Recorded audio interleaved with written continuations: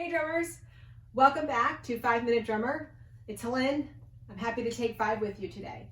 This lesson is going to be about the single stroke roll, the very first rudiment, that building block that you're going to need to become a flamtastic drummer. So you're going to need your sticks and you're going to need your pad. A single stroke roll is a lot like that wrist motion that we did in the other video and a prior lesson, except for now you're alternating your sticks, right, left, or left, right, right, okay? I'm gonna try to get my sticks inside that little circle, the tips of my sticks, and I'm going to be thinking about stick height, because as you play the single stroke roll, you want to make sure your sticks are coming up to the same height each time. And I'm really thinking about that rebound, that bounce of the stick and letting it pull my hand back up. Here's my slow.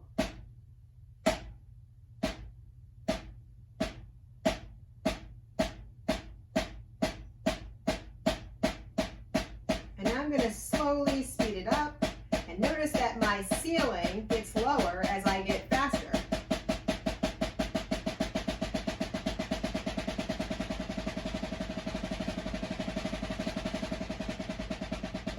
And then I'm going to slow it down.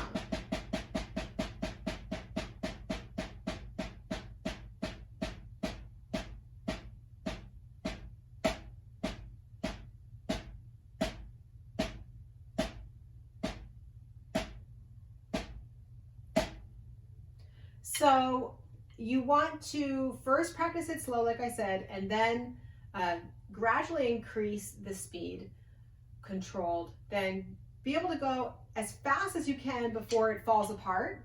Once it falls apart, let's say if you're going, here and your sticks just start to go back, then take it just a little below that spot where everything just falls apart and practice there, right?